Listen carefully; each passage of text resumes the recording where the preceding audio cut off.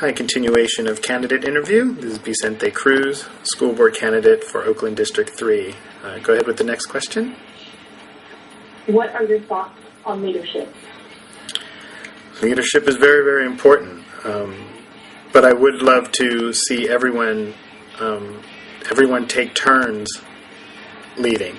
So it's something that we have to make sure that we teach, something that when we see a person who has natural leadership qualities, make sure we nurture that, get those people to then nurture others and bring them up along so we have a larger base. I think having a strong voice is important in leadership. Having a loud voice, which is one thing I definitely have in leadership, is very, very important. Being able to speak clearly. You know, we go through I try to go through a lot of trouble of doing outlines and having an idea of what I say, but really want to speak more from the heart. You know, all the prepared statements, you have candidates now that rehearse and rehearse and rehearse. Well, we don't know what they're really, really thinking. They planned all that. So at the same time of trying to make sure being a good public speaker, you know, you want your leader to be a good public speaker and not be, and I've broken that rule a few times, filler words and things. Leadership, you really have to get beyond that and see their qualities. Are they going to speak for you, whichever, especially elected officials? Are they going to speak for you, the voter? Are they going to speak to a selected group of voters, or are they going to try and bring a wider voice? And for those that can do that, that for me is real leadership. How are you connected to the community? Well, I'm connected to the community in lots of different ways. Activist for a very, very long time. I'm a member of the Oakland Green Party. I'm a member of their outreach committee.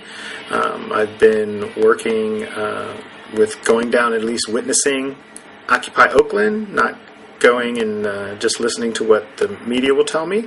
I was a youth sports educator in East Oakland for 4 years, working for a local nonprofit organization, and I'm still very active with the kids. Like even when I was mentioning Occupy Oakland, I was involved with working with their kids and just doing organized games with them while the parents are doing their meetings or coloring with the younger kids, dealing with the older ones. So I have a deep investment in the children and parents of Oakland. So my connection comes really, really deep from 2006, since I've lived here in Oakland. And so it's very, very deep ties. I've been trying to get back to the city for a very long time, so I was really happy to do so. And then being welcomed by the community just showed that, well, you know what? The connections that I'm making, this is exactly what I want to do.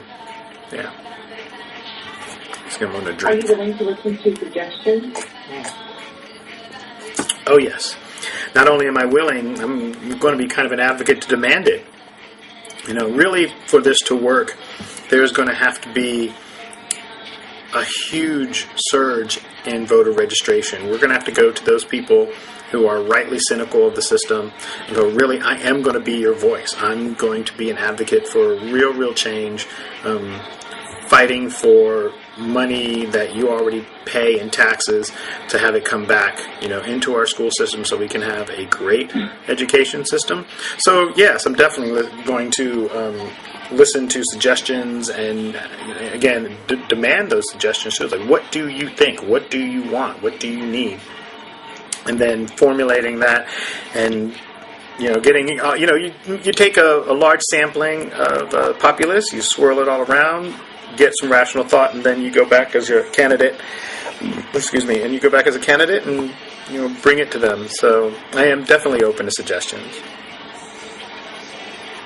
Students in well-funded schools take the same standardized tests as students in underfunded schools. State data has shown that well-funded students test better than underfunded students. How will you approach this? Well, I don't believe in testing. It seems illogical to me that a test administered in Boston can have the same effect or result to a test administered here in Oakland. Whereas I'm sure all big cities around have areas of poverty that are suffering, especially in today's economy. But here in Oakland, we have problems that are specific to Oakland. And our kids, when they're going to school, have to face a specific problem. So I'm also not based. It would seem also illogical to be the other way, that if kids that are not testing well, that's where you would want to fund the money. But it seems to want to go the other way around, and which for me is really part of systematic racism that falls into the prison industrial complex, poverty draft, and the military industrial complex, and so on. So many connections. So, yeah, I'm not, like I said, I'm not a big fan of testing. So I would talk with, again, what the community, how they feel. Then I would bring my own view, like I just stated, about testing I don't think works. I mean, obviously, to me, it doesn't work, because otherwise our kids would be doing a lot better. We wouldn't have a lot of the problems that we are. So I want to be the voice of the community, but as a private citizen, I would have to advocate, well, you know what, we need to think of a different, really new strategies on how we judge on how well our kids are doing in school.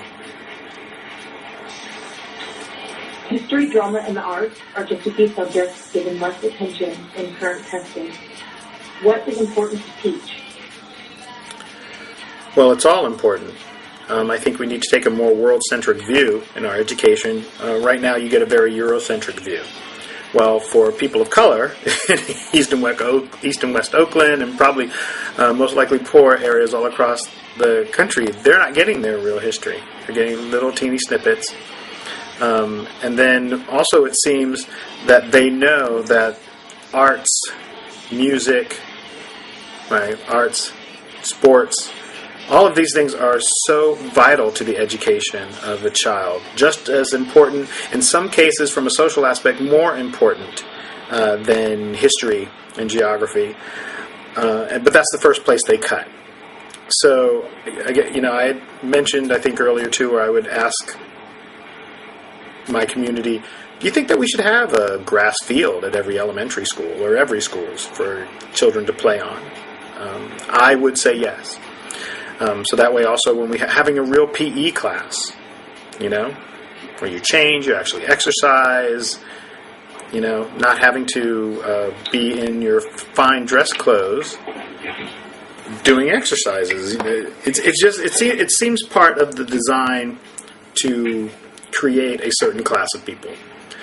So I think all of it is important. Again, I would also advocate that we raise our standards to being a bilingual city, that we're going to actually give you choices of not just English for those people who are Spanish as their first language, where they need English as well, but that we teach Spanish, and then also give them a choice between possibly German and French, and do that from preschool, that whatever the parents sign them up for. Like, okay, well, here's, we're talking about, what is important to teach. Okay, so you're going to get one day in French, one day in English, one day in Spanish, whatever language you pick. Real PE classes. Art, if the child has an aptitude for drawing and painting, well, then that's where we're going to, the kid is obviously enjoying it. That's what we're going to teach them. Has an athletic aptitude. And not that everyone will get to play sports. My thought is, well, at least when I was playing too, is that if you weren't, a natural and you weren't planning on going on to college, but you still loved just playing ball, there was always a team that you could play and have healthy competition with other schools. There was always a division you could play in. I would love to see get back to that. So it is super important for arts and all of these things, but that's the first place they cut, because they know how important it is. So those are my thoughts on what's important to teach. And we'll take another pause break and we'll be right back with you.